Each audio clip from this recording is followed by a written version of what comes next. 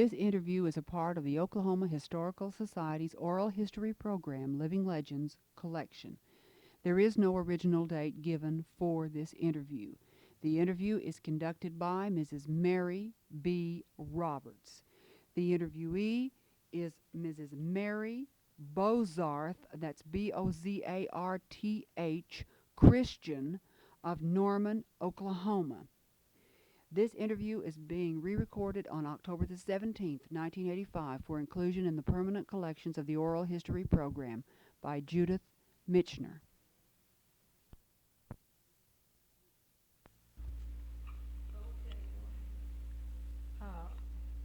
My name. I am Mary Bozarch Christian, and I was born in Knox, Indiana, 1882, October 1st. I came to Okmulgee in 1903, June, to teach in what was the beginning of the first high school. I taught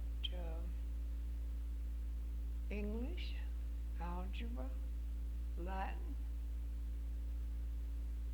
and the building had evidently been a large store building, and it had a grade downstairs, and we were upstairs. And it was a long room, and a pot-bellied stove in the middle. And when the wind turned to the north and blew hard, the smoke was so bad we had to have recess until the open, wide windows and doors could freshen the air. And I think the children enjoyed those times very much. And one time, the wind was not blowing, and Selby Fowler, the superintendent, found a cap stuck in the pipe, and no one ever claimed the cap. I could, when I had,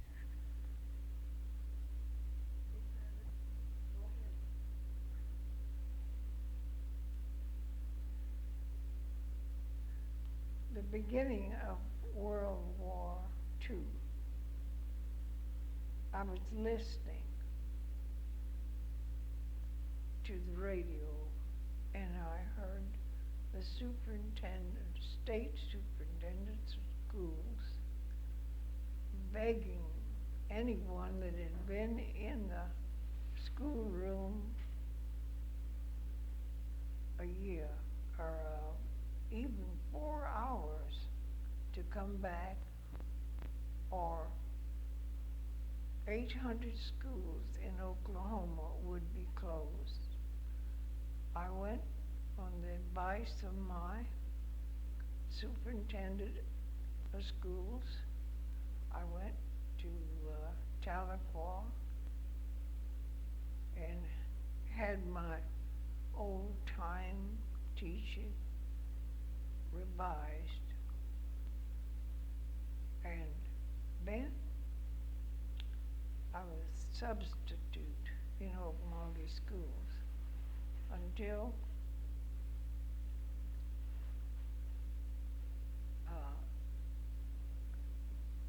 one evening in November, I had a call, or not a call. I had a letter from a Creighton Burnham, head of the Girls Industrial School of Oklahoma. Now, I had never heard of this school, and I did not know Mrs. Burnham. But she said in her letter, if you are interested, we need an English teacher. And you will have charge of some other work. Call me, collect Saturday night. I called her. We talked a few minutes and she said, well, when can you come? Well, I didn't want to make that trip to Shawnee and Tecumseh, and just on speculation. So I said, you're not hiring me without seeing me. She said, yes, I like your voice. And that was the only contract I had for the 4 years that I taught there under 4 different superintendents. And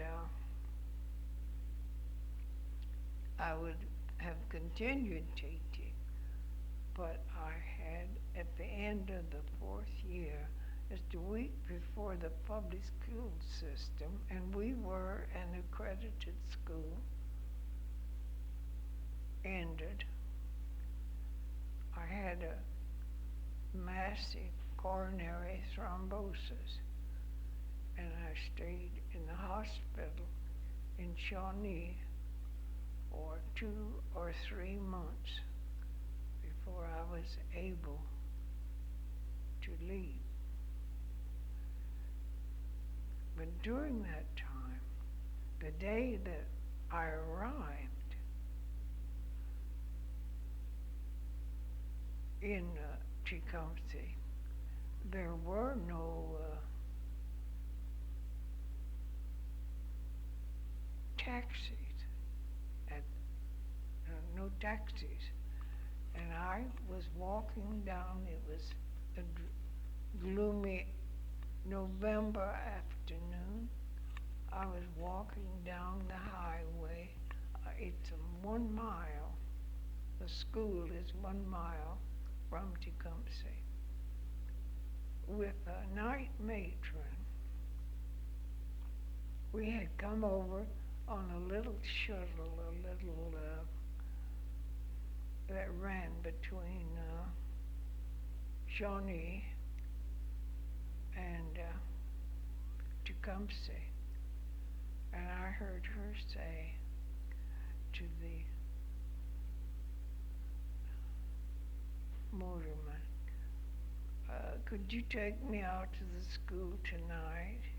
Oh, he said, I'm sorry, but I haven't time tonight. So she suggested, I introduced myself, and she suggested we leave my bags. It was supper time, and every man was on duty at school at meal times. And on the way from Tecumseh to the SG,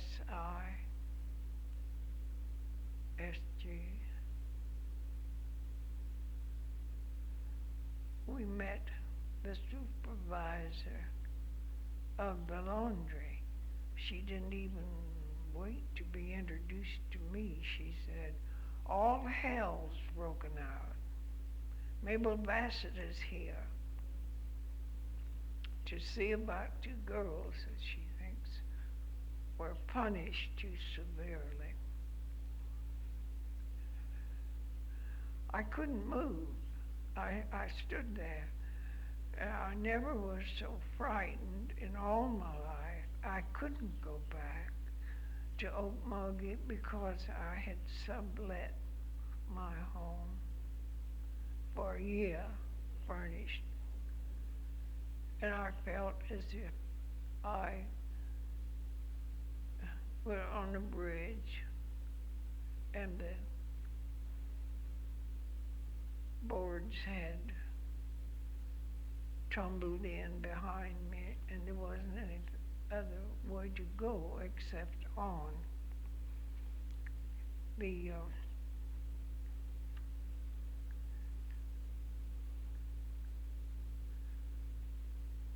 night matron said as we left the supervisor of the laundry, she said, now say nothing about this and don't mention it. Don't mention a thing. And that was sort of my motto the whole time, and I was always cautioned, don't say anything. Don't let the girls get behind you. And so we arrived at the gates and they were open. And Mabel Bassett and her secretary, a big black car, sailed through with, well, so fast that I jumped like a scared rabbit to the side of the road, although I'm sure I was in no danger of being struck. I found the girls, and I was it was a lovely, cheerful, pretty dining hall, separate from the other buildings. The superintendent and auditor and her husband and the young secretary, Miss Julia, ate at one table, and that is where I sat. And they were writing notes, and there wasn't a sound from any of the girls at the table. And the superintendent explained to me, she said, the girls are on silence tonight. It is very unusual. And because they can read lips, I have to leave tomorrow for New York City. Because they read lips, I have to write. We have to communicate in writing. So that evening passed, and the next day, she and Mabel Bassett rode to New York City for a few days, a delinquency conference. They sang together, they entertained for Oklahoma, so I heard, peaceably. And then back home.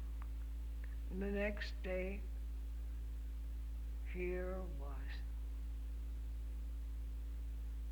Mabel Bassett. And before noon, everything was so bad that we could hold no school. We had to close the schoolhouse.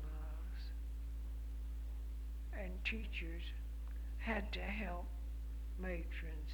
Well, I was a stranger to all of everyone. And I was, well, no one unless you experience that. To be among 240 hostile, belligerent, frightened girls can understand just how I felt. I'd never been in a penal unit uh, in or institution. So a call came that I must go to Lyda Hall and be with 45 girls. I picked up the Reader's Digest and put it in my pocket, and I hurried across the campus. The door was unlocked, and I entered, and the door closed, and there wasn't a friendly face in all that group of girls. And they were in a terrible, a highly hysterical state. They were rushing to the windows. Oh, there goes Mrs. Smith and Dora, and no, Dora's not going back. And this wails and cries, and so I thought, oh, I did a lot of praying then. I think it pulled me through. So I pulled from my pocket the Reader's Digest. I had noticed in glancing through the story by Rose Wilder Lane, Let the Hurricane Roar. Had appeared previously in the Saturday Evening Post and was a condensation, but a long one. It was a good story. I said, would you like to hear a story? And 2 or 3 or 4 kind of nodded feebly, not enthusiastically at all, and came and sat down on the floor. They are beautiful dormitories. The Lyda Hall had murals on the 4 walls in that lovely living room of the seasons in colors, and a good big rug on the floor, good furniture. And the dormitories on either side,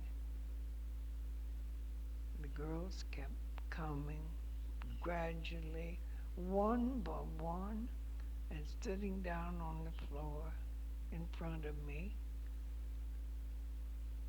And after a while, they were all there, and it was as quiet as a mouse.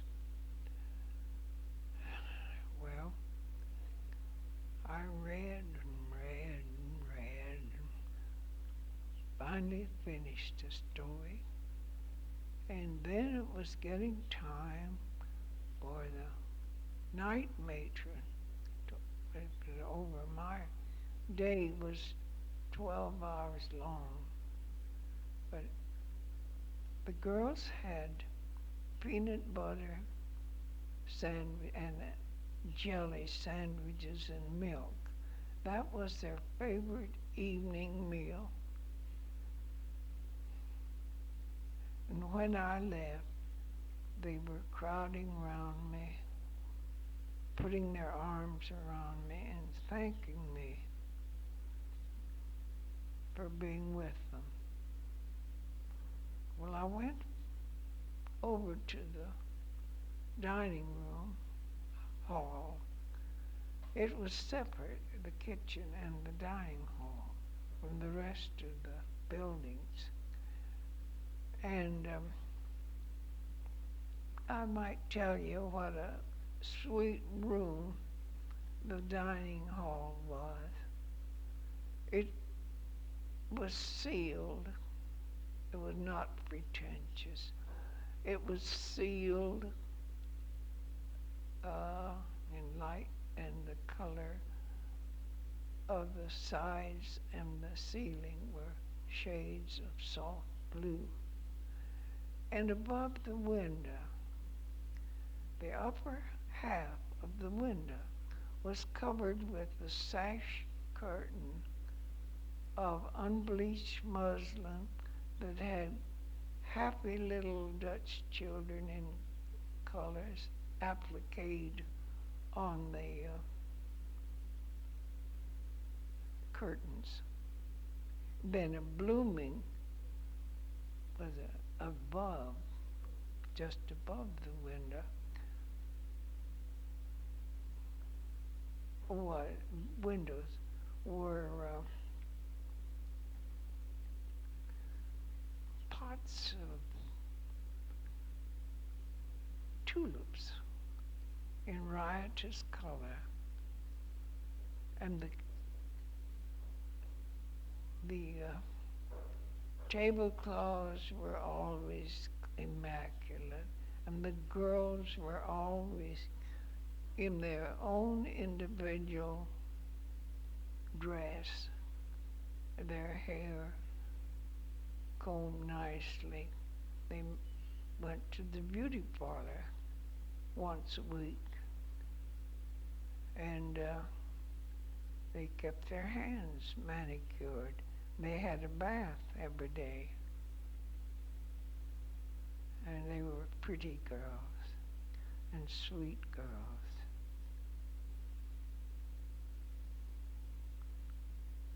So I went over after I left the girls. I went to the dining hall and visited with some of the other workers. And then to my room. I didn't yet call it home because it was too new, but it was a pleasant room in Staff Hall, and got ready to be comfortable and go to bed and read a while. But at 9 o'clock, oh, the telephone rang, and Mary Christian was told to come to the office. We had 12 girls in the office, and they were kicking the highway patrol. We had 6 highway patrols stayed with us a week. And one time, and that night, these girls were fighting them, kicking them. I didn't feel that I helped very much, but I was there.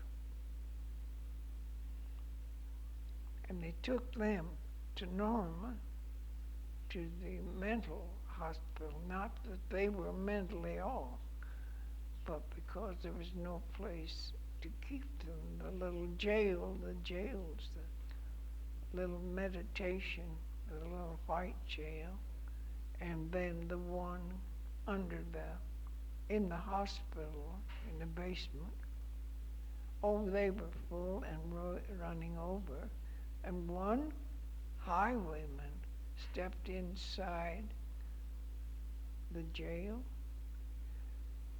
not to use any roughness, but just to talk to the girls. And our prettiest beauty operator, we were training her to be a beauty operator. She just kicked him so hard in the groin that they had to take him to the hospital. Well, you know those things. And then I was called down to police come down go to the hospital and sit with two girls who were in straitjackets.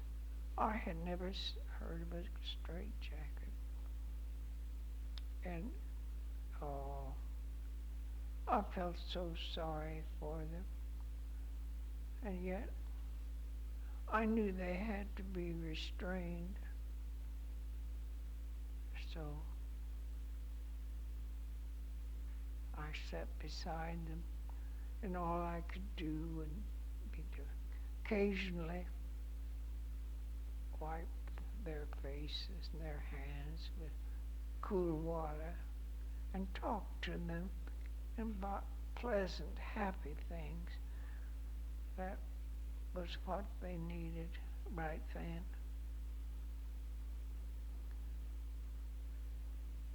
And finally it ended and things settled down to normalcy.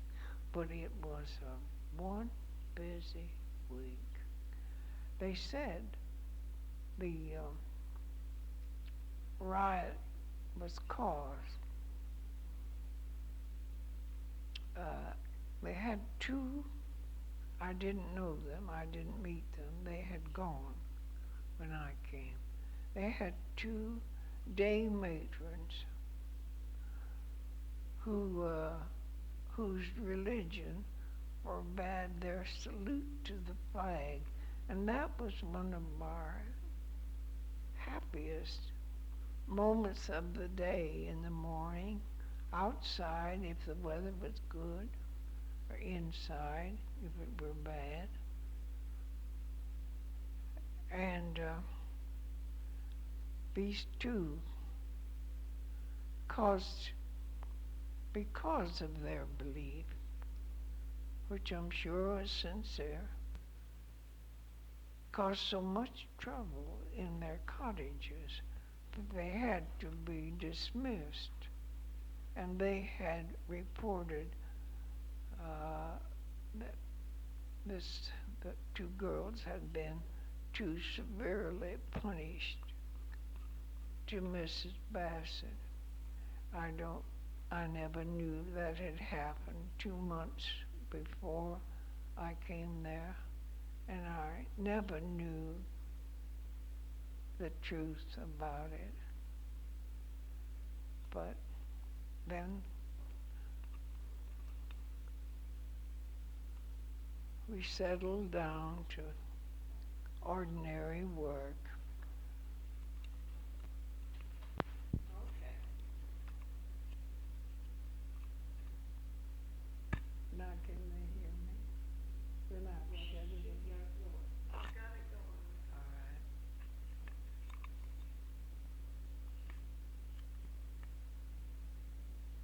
right. I think I'll tell you a story about a murder trial that I handled for more than 10 years back after I was 65. I was correspondent or stringer, Okmulgee, from Okmulgee, for the Tulsa Tribune, the Oklahoma City Times, and for a small county news in Okmulgee, the society editor and really all kinds of a news gatherer for it that came out once a week. Well, I hadn't been very long with the Tulsa Tribune until there had been a murder case months before, and it was coming now to time for trial. And one morning my phone rang a little after 7 o'clock, and it was Ed Spillman, the state editor of the Tribune. And he said, Mrs. Christian, we've decided to have you handle this Smith murder trial. That's not the name, but I do not want to call names true names. That was another time that I couldn't move or speak for a minute because I had never attended a trial of any kind. And I didn't think my work with them was going to call for anything like that. But suddenly I heard my voice saying I needed that job, all right. I heard my voice saying, well, just tell me what you want me to do.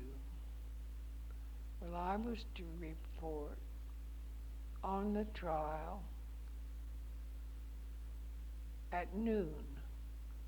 The court recessed at 11:30, and between that time and 12, I was to call Ed Spillman, tell him all about the morning, what had gone on.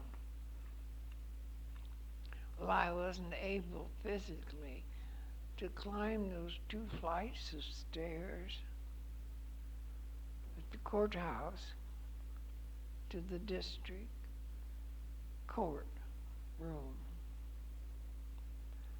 But I did know a woman of a long,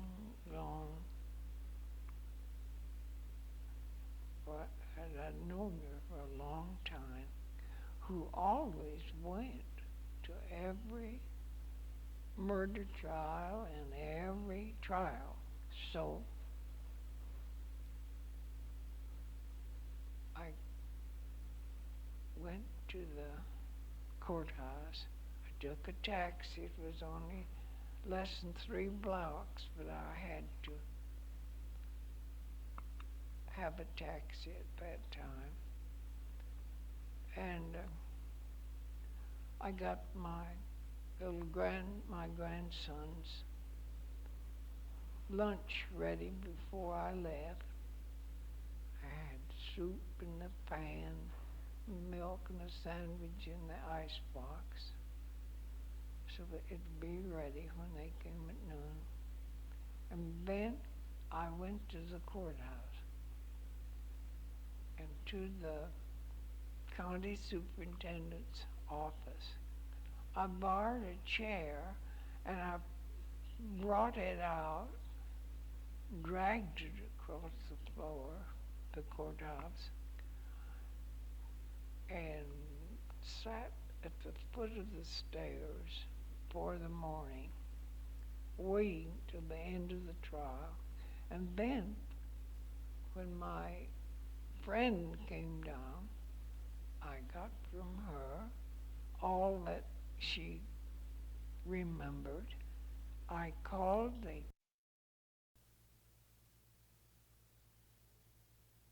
waiting till the end of the trial. And then, when my friend came down, I got from her all that she remembered. I called the court clerk to verify it, and then I went to the phone and called Ed Spillman. In the afternoon, I wrote a newsletter. I brought everything up to date, day by day. Fortunately, it was a short trial, but every day I was sitting like foot of the stairs like a cat watching a mouse hole, and feeling sillier and sillier and sillier, and yet I was handling that case. So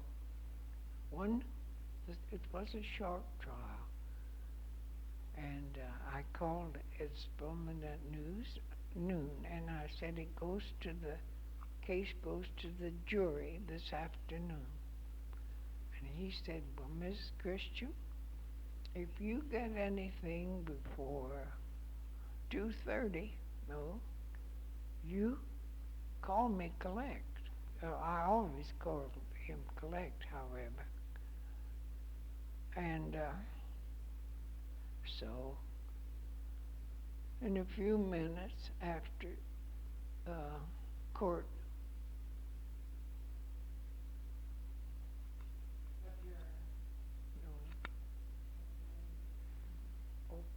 opened, opened,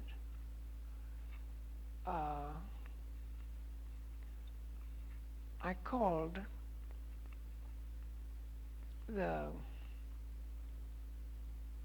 district judge's office, and he happened to be in. And he said, no, they're out. The jury's out now, Mrs. Christian, but they haven't come in yet. And you called back in about an hour, and I believe I'll have some information for you. And he said, wait a minute, here they come. And the verdict, there they were. They had been out 19 minutes, and the verdict was guilty. And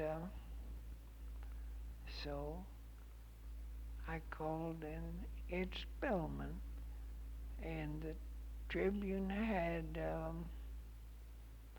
papers on the street that afternoon before 5 o'clock. And we scooped the state. And I had a letter the next morning in the mail saying, thanking me and congratulating me and saying there'd be a bonus in my check at the end of the month, which there were, and also